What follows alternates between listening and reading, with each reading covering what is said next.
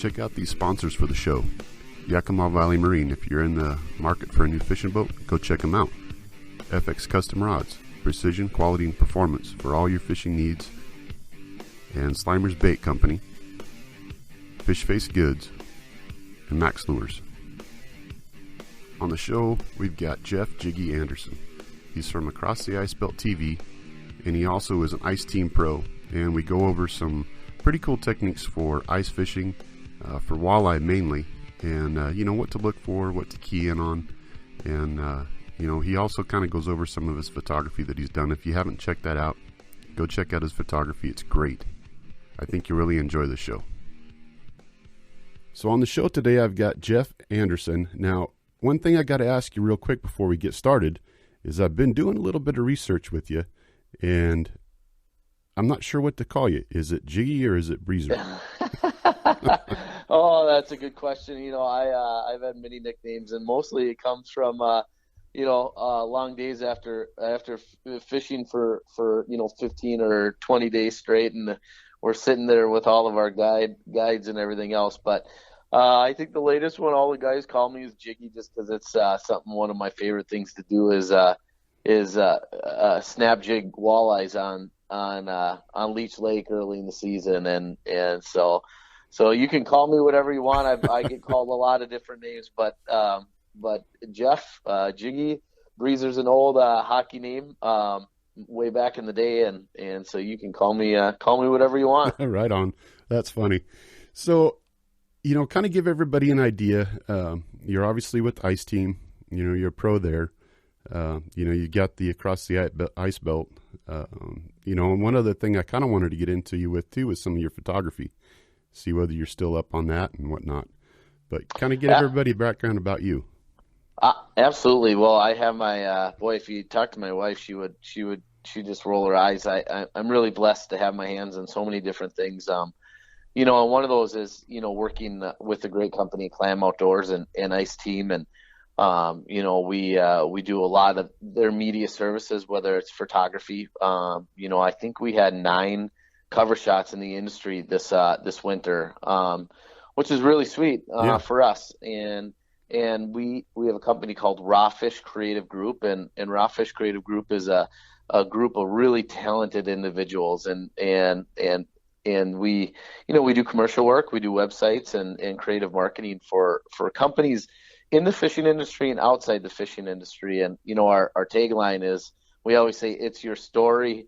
Well, let us help you tell it. And we feel that each individual company or client that we work with has their own story. So that's kind of what separates us, is we try to take their story, not tell them what it should be. But so along with that is we have a guide service that we've ran for many years in one of the largest lakes in Minnesota called Leech Lake, and our guide service is called Leisure Outdoor Adventures. We work out at Chase on the Lake, and we're super busy in the summertime. We have 6 full-time guides that work for our group, and that's kind of where I cut my teeth in the fishing industry. I get asked that question a lot: is how'd you get into the fishing industry? And how has it grown? And the first thing I did was I worked at a small little tackle shop up northern Minnesota, and I guess that's probably where I learned how to talk to people and learn how to help people out, and help them ultimately catch more fish. And sure. And then I started fishing some competitive tournaments, and was really blessed to win some really big tournaments throughout a few different years. And then through school and all that stuff, we learned how to take a really good photo and write really good fishing articles, and it's transformed into videography and all those things, and I get asked that question, and for any young or older listeners out there that want to get into the industry, it's the number one asked question is how do you do it? How do you get into the industry? And it's simply just have a talent that you could offer a company like Clam Outdoors or Lund Boats or whatever it may be. And you can come to them and say, hey, this is what I can do, and I can write an article and take a photo, and I can talk about your product, and then you become valuable to that company, and they can invest in you as an angler as a whole. But And to this day, we're filming across the ice belt stuff, which is going to be this year. We're actually going to film 1 to 2 minute tips with a whole bunch of different of the ice team members, which is going to be really neat. Yeah, it will be. And then all of our full episodes will be through Anderson Brother Outdoors media, and we have ice fishing. We have a hunting channel through that, and we also have summertime fishing through Anderson Brother Outdoors with tips and all that good stuff as well. So a huge media outlet for people who want to go see great fishing stuff. And we just got back from way up north, northern Manitoba, and we just put the smackdown on the walleyes. And the Nice. really cool thing with Anderson Brothers is we're doing this format called semi-live. And what semi-live means is we go on these trips, and it's media that we've never really done. And it's kind of a cross between a vlog and our high-end media. And so people kind of get the taste of, boy, what we're going through on our daily walk, whether it's trying to find a gas station or trying to, the travel that we have and the flat tires and that type of stuff. And then they get the taste of, all of our beautiful media that we capture. And then the great fishing, of course. Well, hopefully great fishing, but it's a really cool format. And that's, again, on Anderson Brother Outdoors YouTube channel. It's really, really, really taken off. I mean, the views have been just spectacular. So, Oh, I bet. I mean, as far as the whole video side of it, and this is something we can get into a little bit later, but, with the way the media's taken off, whether it be social media, Instagram, Twitter, all that stuff, and there's so many outlets to be able to get that production product out there, it almost feels like sometimes the written side of all of this, where you can really tell a story, almost gets lost. right. Well, and we kind of recognize that. And, we really wanted to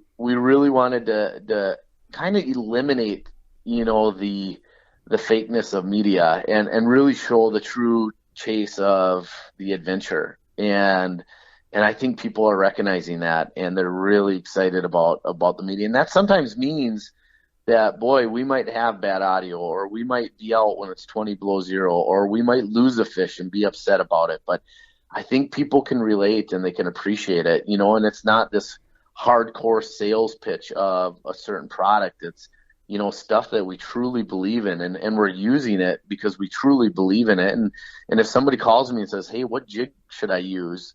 I can tell them, because we put it to the test, and I can tell them in full confidence that they're going to come to me, in a week or a month and say, hey, I'm looking for a boot or a pair of bibs. Which one should I go with? And then when they trust our opinion, then they become a fan, and ultimately we just help them out in the field. So Sure. it's been a fun transition for sure. Oh, I bet. Well, and that's kind of one of the things that drew me to, watching you guys on Across the Ice Belt, was the fact that there was so much of the best way to put it is the raw emotion, I guess. Sure. Yes. And that's what's real about it, because you can watch some shows and it seems like it's so overproduced. Mm-hmm. And yes. you're like, okay, that doesn't seem like real. Yes. And so that's one of the things that we really like, that I like about watching that show is, I mean, when you guys hook into a fish, or, you bring up a monster, and just that emotion that you guys show in that, I mean, that's what other people do when you see them out there fishing and they catch a giant. I mean, they're excited. And it's true raw emotion. And, we actually, got a little, I took a little slack this on this lake trout trip that we took last March up to northern Manitoba. And so when we hooked up with some of these lake trout, I mean, these were once in a lifetime fish on this lake, and people watch it, and you kind of get the feel like, oh man, it's so easy just to go out and catch those fish. But the reality is, on this particular trip, it's been a dream trip for me, and it was on Clearwater Lake up in northern Manitoba. And my goal was to put a 42-inch lake trout on the ice, a true giant. And boy, we filmed the pike show, and then on our way up, the guy, Matt Cornell, who had fished the lake one time 6 years ago, who was going to kind of help us out, slipped and broke his ankle. And and we're like, boy, what do we do? What's the reality of us showing up at this lake? There's really no information. There's nobody up there that's going to help us out, and it's a 16-hour drive, and we said we're going to go for it. We're gonna go do what it takes to try to put together a real show, and not necessarily just a real show. I wanted to go on the adventure myself, and I think people look at us and they see, and it's just another fish to us. And the reality for me, it's not just another fish. And boy, I hooked up with one fish, and it was just pure raw emotion and you gotta have that. You gotta have that true passion to make it in this industry, because as much as we want to admit, it's not all peaches, and you have to it's like a 20-day grinder as a fishing guide, where you're up till 11:45 rigging the boat, and you're up at 3:30 in the morning because you got to go get the best bait so you can put that next client, and give the opportunity to your client. And Sure. and it's the true grind is very few will really understand what it takes for some of these successful anglers. And you know what, I have so much respect, whether an angler is wearing a different colored sweatshirt than the brands that we promote. We see that in the industry a little bit, but I have so much respect for all anglers that are willing to go out and really grow our sport. I mean, boy, we worked the St. Paul Ice Show earlier this month, and my goodness gracious, people are excited about ice fishing. It is so fun to see. It's so fun to see the excitement. I mean, I think there was like upper 20,000 people that came into those walls, and I mean, on Saturday there's times where it was so packed you couldn't even move. It was just unbelievable. Sure, yeah. Well, it looked like it. I looked at some of the video from it and pictures, and it was like, wow, that's a heck of a show. Yeah, it sure is, and it's fun. I mean, it's fun when you have people that are so excited to go fishing. I mean, we don't have much crossover, from summer soft water fishing to winter fishing, but this year actually we did. It was nice. I mean, things froze up pretty fast to where we couldn't go fishing. So it was a nice even transition for sure. I'm glad it was for you guys, because we're kind of in that whole transition period. We ended up getting a little bit of skim of ice on the lake here a couple of days ago, so now it's a waiting game. Yeah, we well, in Minnesota here we froze up really fast. Then we got some warm weather, so it created some challenges with ice conditions, and we've had quite a few people actually, break through the ice, and that's you just can't.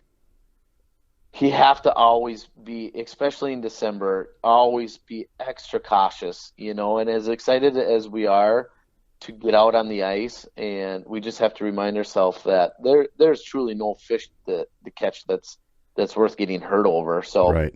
So slow down, take that extra time, with the chisel, and and test every step, and don't take anything for granted, and don't trust anybody else. Make your own choices, when Sure. it comes to ice and moving out, Right. out on that lake. So.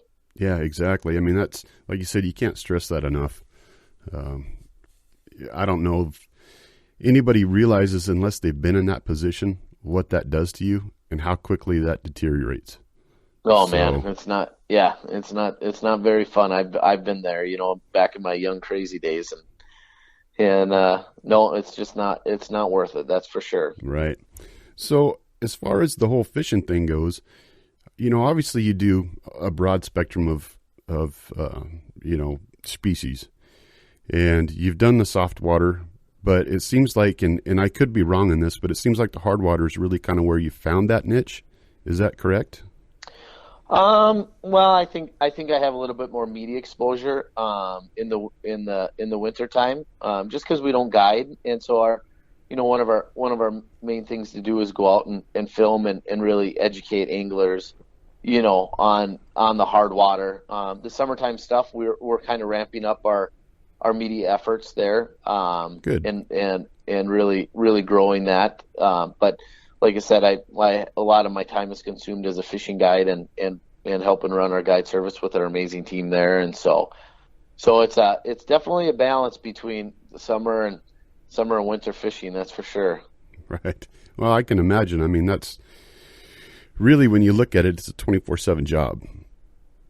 Whether it Yeah. be the planning side, the fishing side, because, the only thing that people really see is the finished product, but they don't see what goes behind the scenes to get everything ready. Well, and that's what I was talking about. As a fishing guide, we see that so often that everybody wants to have that. Wow, what do you call it? Title. They want to have the title and take pride in being a fishing guide, and I can sure relate and appreciate to that fact that people enjoy that. What you can't pretend is the passion for the sport and the passion for the fish, and we see that quite often is where people want that prestige to become a fishing guide. But boy, the late nights and long mornings and long hours and challenging conditions, it's easy to go out and catch fish when everybody's catching them and it's easy and the weather's nice and everything else. But boy, when the bite gets tough and you have a new client each day and it's tough, you got to get creative and you got to go that extra mile to show them a good time and educate them. Sure. This is what's going on. We're gonna. Things might be tough, and as a young fishing guide, I used to struggle with those times, and now it's fun for me because I can get my clients so pumped up, and I get them. I kind of change it from a negative thing to a really positive, to where all right, we're gonna get really mad at them now, and we're gonna load the boat up. And if we don't catch them in 20 spots, we're going to get them on the 21st spot. And it's fun, and people really embrace that, And so that's what we teach our young fishing guides to really take that mentality. And I think people can do that in life. I have a young little hockey player and a little figure skater at home, and it's going pretty deep. But I think just a positive outlook on anything, where whether you're playing a game of hockey and you have challenges, you face those challenges and you continue to practice. And sure. And I mean those are that's really how I've kind of succeeded in the fishing industry. Nice. Well, that's good to hear. So let's kind of transition and let's talk about, and one thing that I have to say is I'm jealous because I live vicariously through all you guys in Minnesota with all your ice fishing, whether it be there or Canada or, because we just don't get enough hard water, it seems like, anymore, where we might have a very short window where we can get out. And, so a lot of it we still end up doing, we might be out in the boat in January. But, when I watch you guys and I think, man, I would love to be on the ice fishing. So I got to give you guys props, man. Well, you could always move over here. That's what I tell everybody. It's Oh, yeah. Trust me, I've talked to my wife about it. She says, Minnesota? Really? Yep. Yeah. She goes, it's cold there all the time. I said, no, not all the time. Not all the time. We have beautiful summers. That's the great thing about Minnesota. You just got to love the change of seasons. Sure. Yeah. But they make warm enough clothes to be out in the cold. Like I said, we were just in northern Manitoba, and boy, if you dress right, you can be it can be so cold you're just fine. It doesn't matter. You just have to. Your body adapts so fast to it, and you just got to dress right. I mean, that's really truly what it comes down to. Sure. Yeah. Exactly. So let's talk about what I'd really like to hit with you on is, hard water fishing for walleye. When we end up getting ice here, we've only got a few lakes that we can hit, and they're all pretty much different. One's a pretty deep reservoir, one's a real shallow natural lake, and the other one's kind of in between. It's got both. So what is it that you're looking for when you go out early ice and, you're targeting that species? Yeah, so I mean, specifically talking walleyes is, what helps us is that time that leads up right to ice fishing. Of course, we're looking for fish in the boat. We got to try to gather as much information as we can before the ice happens. And usually, when the ice forms, those fish aren't too far away from where they from where they were before ice up. But one thing that I find a common denominator early ice is good weed growth, and anytime you have good weed growth and green, fresh oxygen, you're going to have some type of life around it. Now that's the great thing about early ice is, that oxygen levels are still fairly high in the water. There's not a bunch of snow on the lake, so there's still light penetration, and so you have that fresh green weed growth, and that's usually the first spot we check, and then, of course we check back sand bays. Fish tend to be pretty shallow, and then there's actually two schools. There's a shallow school of fish, and then there's that deeper school on deep structure. And usually how I'd rather fish shallow than deep, and the reason I say that is I feel that the fish that are shallow, you can contact more of them. But the bite windows seem to be shorter. And what I mean by that is we always know that there's going to be a positive bite window at sunrise and a positive bite window at sunset.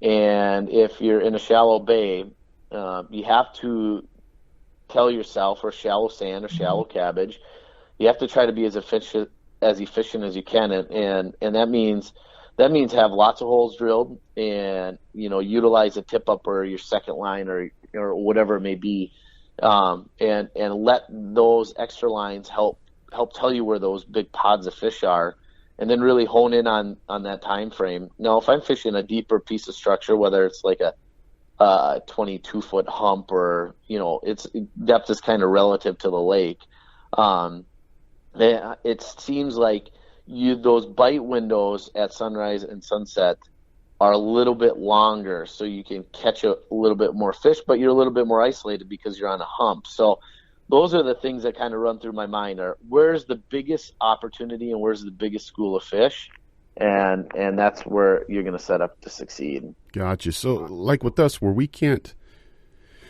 use live bait as far as like live minnows, we can use night crawlers and only, let's say, leeches that would be native to the area. So you're kind of limited in that as far as doing like a tip-up type of a thing. So what would you suggest to do in something where you want to set? Because we can use 2 rods.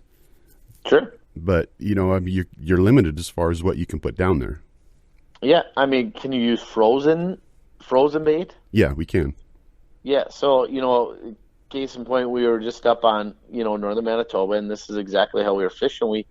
My jigging stick, I barely used a live minnow. It was mostly the leech flutter spoon with the hair on the treble with a Mackie spiky. And boy, if I can catch them on that, I would rather not deal with bait. I'm a type of angler that loves to fish outside. And the more things that distract you, and what I mean by that is if you got to catch a fish, or if you catch a fish and then you have to reach in your pocket and bait up with a frozen minnow, and you got to break it up, and then you're just kind of missing opportunities, I feel, because so many times when I'm fishing, if I catch one, I can get right back down in the water and catch another one. And so that's on my active jigging stick. On our dead stick rod, we just used a frozen bait, or if you can use in some states or provinces, you can use like a perch eye. If you're going to keep that perch and eat it, you could use a perch eye. Sure. Which is great bait. You can use some type of cut bait, or just type of meat. Sometimes I think as anglers, we really overthink that presentation. It's more of a location. I always tell people that location is far more the most important, because you can't catch a fish if you're not fishing where they live. And so it's funny when you find that big school of fish, and everybody has a story like this, as to where you find that big school of fish and everybody says, well, it didn't matter what you threw at them, they were biting everything. My goal each day out fishing is to find that school, because there's always that school that's going to be out there. Do we do it every day? Absolutely not. But if you have that mentality and that mindset, you will find a big pot of fish.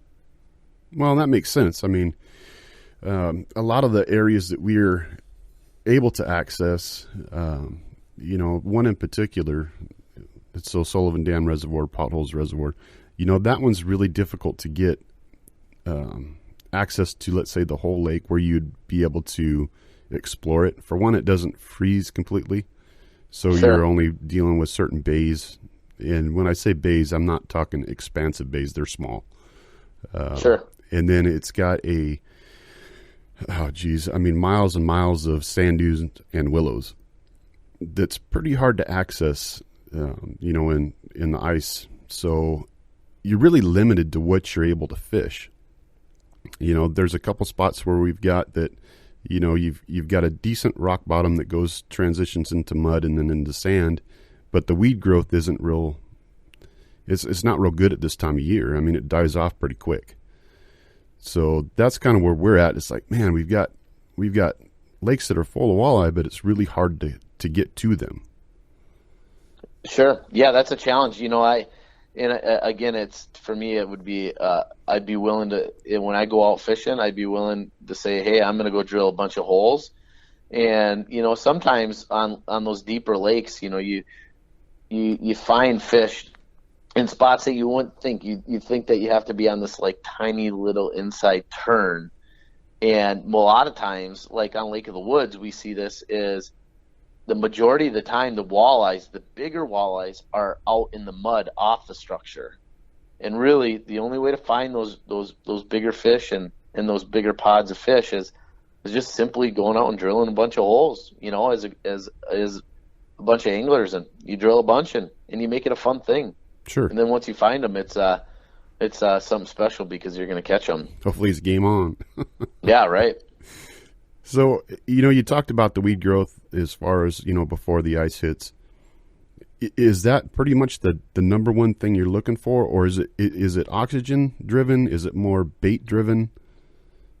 Well, yeah. I mean, all those things, and we use the analogy. It's like the old television. You just keep on switching the channel until you find one that works. And you as an angler is the important part is to gather as much of that information in your mind as possible, and you have to notice those things. And the best anglers, whether it's ice fishing or summer fishing, they pick up on things that when you're in tune and it's part of your life, you're able to pick up on things that most don't. But whenever I give a fishing seminar, I always tell people to start paying attention to those small little details.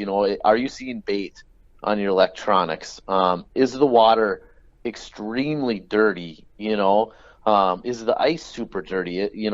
Was it super dirty in that bay when it froze? I mean, where is the weed growth? Is it still somewhat green, or is it all brown and dead and soft and that type of stuff? So you start gathering all those things. I mean, people, like I said earlier, in our chat, is people watch some of our shows and they think like we just go out and catch them. In Clearwater Lake trout example, we didn't just go out and catch it. Well, it kind of turned out really good for us, but boy, I did hours and hours and days of research on that lake, and I had never been there.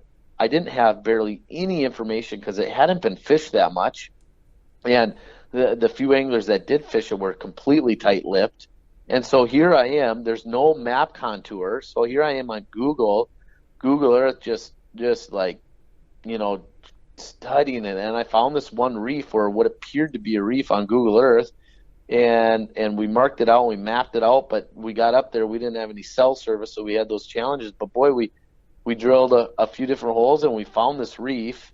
And sure and behold, there's a bunch of lake trout on it. We caught 2 or 3, lifetime lake trout. They were giants. So, and so you can apply that to any body of water. Is get out and do the research. And one of the things that we're promoting Hummingbird Graphs this winter, and one of the great things is there's the GPS capabilities. You can buy that Lake Master chip, and you can sit at your desk and sit there and look at the map and look at all the fishy areas, and then you make note. And boy, there's no for sure answers in the sport of fishing. It's trial and error, and if it looks good, you try it, and if you don't catch them there today, maybe try in a week, because they might show up there. Sure. And that's a fun part about fishing, and like I said, the perception of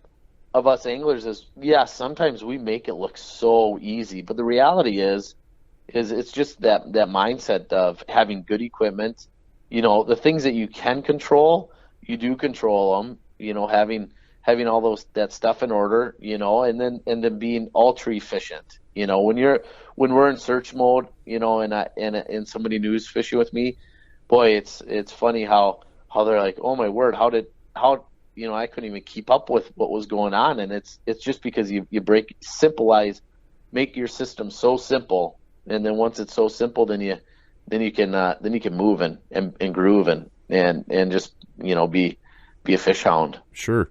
Now, when you're talking about going, let's say, shallow to deep, is that based on water clarity? Yeah, I mean,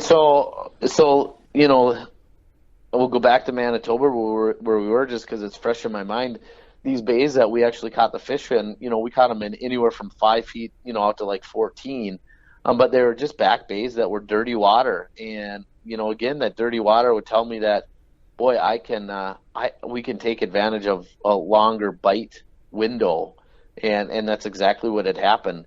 Could we go out there's actually two parts of the lake. There's the stained or the dirtier water, in the back bays, and then there were the reefs where it was gin clear, beautiful water, and we probably would have caught bigger fish on average out on those reefs, but our bite windows would have been much shorter, and we would have been a lot less likely to catch them. There's times where you can really strike out. That's kind of a go big or go home on that cleaner, clear water, and the reality is clear water can be more of a challenge to catch them, but that's just what it is. You have to maybe downsize your line, from maybe an 8-pound fluorocarbon to a 6-pound fluorocarbon, and those creates challenges with especially if you're dealing with bigger fish. So gotcha. Is the whole bite situation as far as the low light conditions, because that's what you were talking about, whether it be first thing in the morning or late in the evening,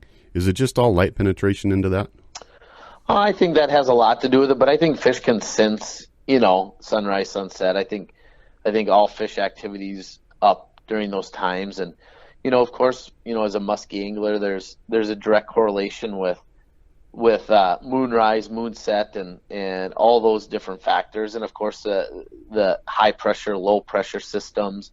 I mean, all those things play a role, but the fun part is I've caught fish on days where I thought was going to be the worst day in the world, and the days that I thought were going to be the best days in the world were some of the toughest days fishing. You just don't know until you go out and try.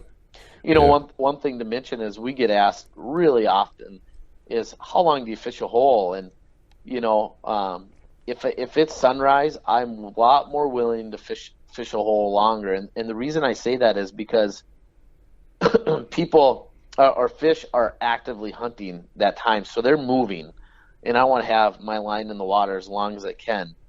But if I don't feel good about it, if I don't see any life, or I don't, I'm not catching much, then I'm going to be a lot more willing to move.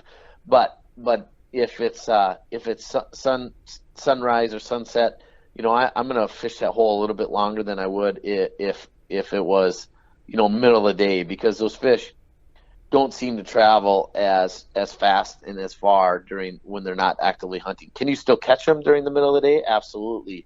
You just have to try to contact more fish. Gotcha. Yeah, see, that was the question too, and I'm glad you brought that up, because you'll get out and you'll be fishing a hole, and you may not see a whole lot of activity. That's I guess a big question is, like you said, how long do you fish it? If you're seeing fish, you're contacting fish, but they're not hitting, is that something you're just going to keep pounding, or are you going to say, okay, I need to go find the active fish? Boy, that's a good question. I guess I got to go on my gut feeling. If you can't get them to bite, you can't get them to bite. And a lot of times those fish that you can't get to bite aren't even the right species. They're whether it's a whitefish or a cisco or something else. But if they are walleyes, there are times where they're the species that we're looking for. You just have to accept the fact and say, hey, they're not biting right now. Make a mental note. We're going to go back to those fish. I'm going to go try to find an active school. Sure.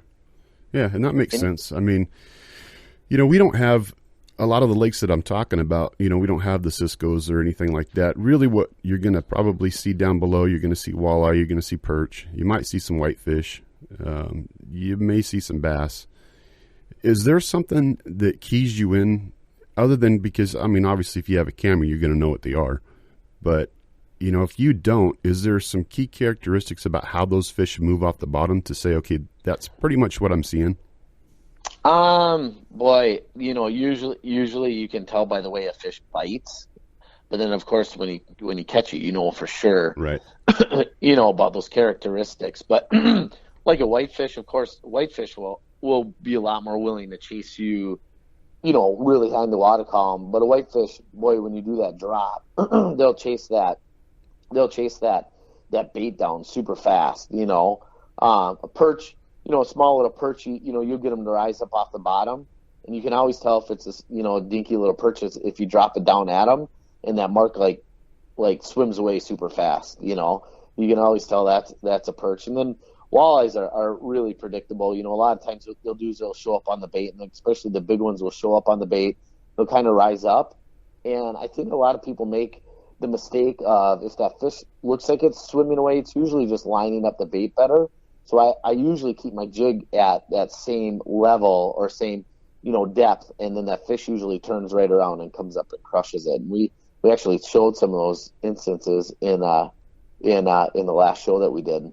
And I think people fish under, because on a flasher, it appears that the fish is swimming down and away from the bait.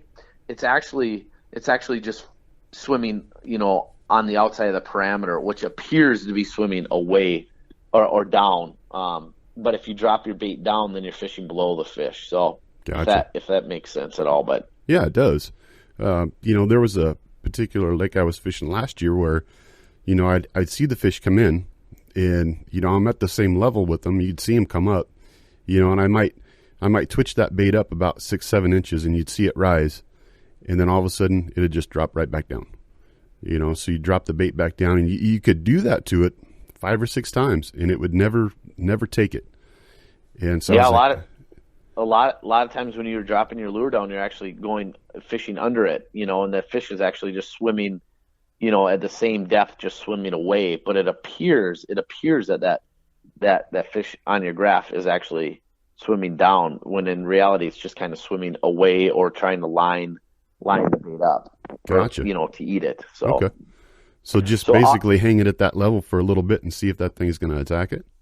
Yeah, absolutely. But with that said, like the lake trout, the 2 giant lake trout that I'd caught in the show, that's a little bit different species, to where it's important to recognize what fish you're fishing for. And I actually caught those 2 big ones on a deadfall on my bait. It was falling straight down, and I actually caught them on a deadfall. The bigger fish seem to want to chase it down to eat it. So, gotcha.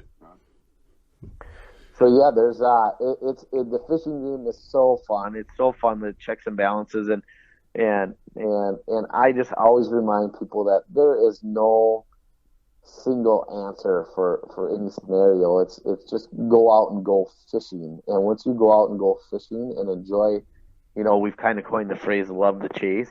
Once you love that process of it, boy, the catching part comes so much easier. If all you do is just like to set the hook and catch them, boy, the drilling the holes and gathering that information, it sometimes isn't as fun. But so you have to kind of recognize what type of angler you are, and enjoy whatever it is. Being out in the, of course, the beautiful nature. Sure, definitely. So. This also brings up a good point where you were talking about flashers. And for me, somebody that, we don't get a lot of time to do hard water fishing, is there truly a difference between using a flasher compared to using, your standard sonar unit, your smaller? I guess the question I have is, what makes the flasher unit so much better than your normal sonar? Well, here's the deal. The traditional flasher, up until this year, would be real time, and it would be, it'd be a unit that would have good target separation, but the real time it would be the key factor in utilizing a flasher. And now Humminbird has come out with their chirp technology, and I'm so blown away about it by it, because I had been a flasher, promoter for pretty much my whole life, just because of the real time capabilities. But boy, that chirp technology on that Humminbird, it is so fine tuned. You can move your jig a millimeter and you can see it on that Humminbird. It is that Gen 2 Humminbird is it I can talk about it because I'm just blown away by that technology. It's something special. And the great thing about the Humminbird, like you said, is your season's so short, you can put it right on your boat at the end of the season, and it's a normal graph. So sure. And you know what? I know where you're promoting the Humminbird, and I've always been Lowrance, so I've just something you get used to, I guess, when you're using it. Sure, but of course. They have the chirp technology as well, and that's what I was using last year, because I went and bought a new unit just for ice fishing, and it's got the chirp. And what I was noticing was, like you said, even just small, little movements of that jig, you could see it moving. You could see the path of the fish. But the one thing that I noticed, and I don't know the difference between this and a flasher unit, was the fact that when I had different fish come in, and you've got the swim bladder in them, you could tell the size of that swim bladder. Yeah, isn't that something else? Yeah. Yes, you knew whether you were dealing with a small perch, if it was a bigger fish. And I don't know, does that show up on a flash unit? Well, I don't, I think you can tell the size of the fish with the flashers nowadays, but like I said, the chirp it's just from everything about it is really amazing technology, and the interference rejection has been really cool. And another thing that I'm really, really excited about is you can actually stick a chip in the graph, and you can record the fish biting, so you get to watch them come in, and exactly what we're talking about is I'm going to be able to, at seminars, show people the jig cadence that I use to catch them. And I think a lot of times people, what they do is they're jigging their jig, and they're jigging it, and they're jigging it, and they're jigging it, and then all of a sudden a fish shows up, and what do? They stop jigging it. They stop doing what they were doing to get the fish to come in, and so I've really, really tried to get people to continue to be aggressive, and I always use this analogy with people, and we've learned it, crappie fishing in the wintertime, muskie fishing in the summertime is that cat and mouse game. Boy, if you go out and you do this cat and mouse, and you throw a fluff ball out in the living room, and you have a cat move on it, and you pull it away, and it moves on it again, and you pull it away, and it moves on it again, and you pull it away, and finally that cat pounces on it. But if you stop moving it and you just let it sit there, that cat kind of loses interest. Yeah. And your goal as an angler is to trigger that instinct within the fish. And again, when the fish are really chowing it, you're gonna be able to catch them no matter what. Anybody can catch them. But when you have fish that come up and they're just kind of dormant, they're not really eating the bait super hard, that's your job as an angler, to catch them. So, gotcha. So that's the fun part of the game for me.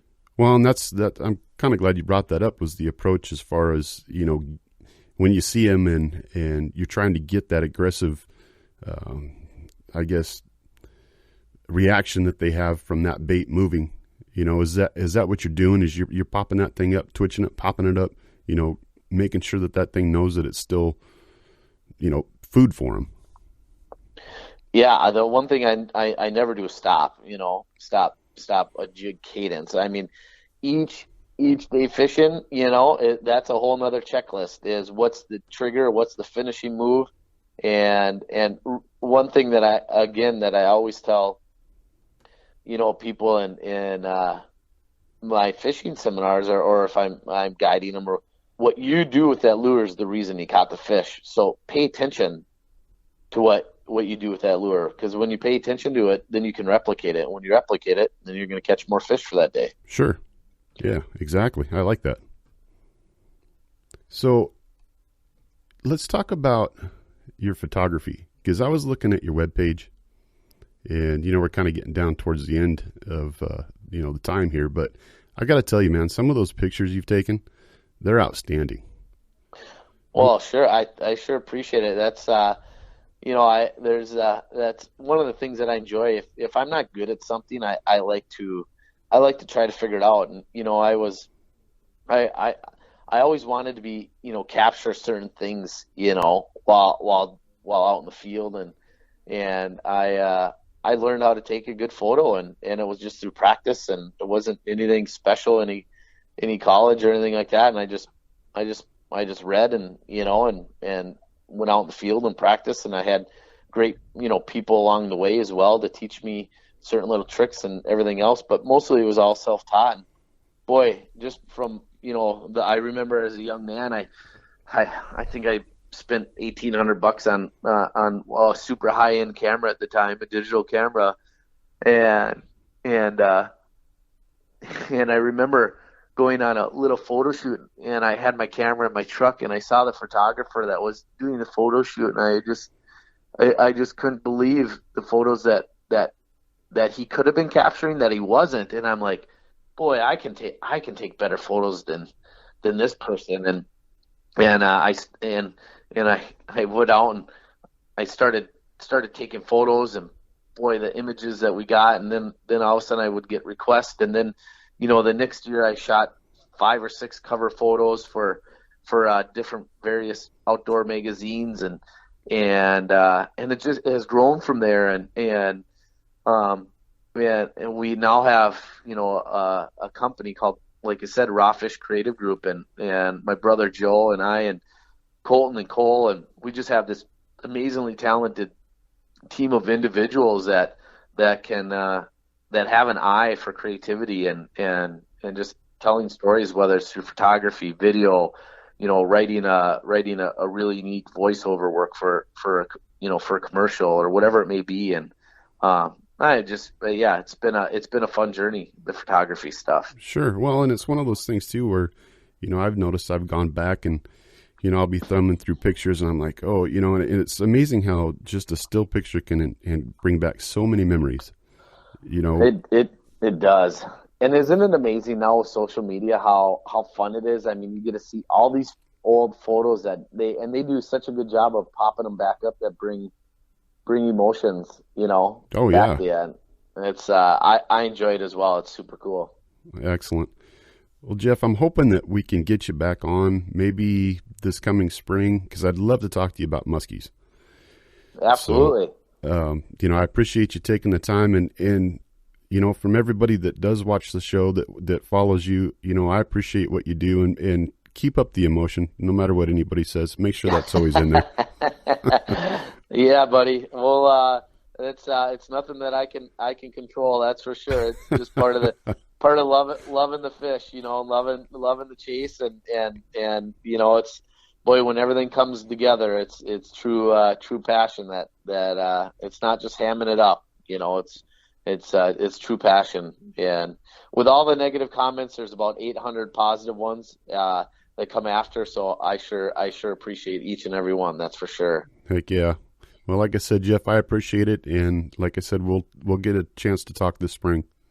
Well, Merry Christmas to everybody. And I hope that everybody has had a great Christmas and enjoys their family. Now, Merry Christmas to you. All right, my friend. Thank you.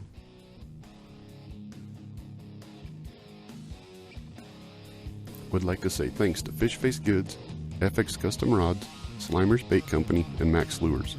I appreciate everyone for listening and downloading the show. If you like it, make sure to subscribe on iTunes and Stitcher. There are several past episodes that I'm sure you will find helpful. Please leave a rating on iTunes, good or bad. That's how I can make the show better. And of course, good ratings are always helpful with getting the show more exposure. Have a great one, and remember, get your bite on.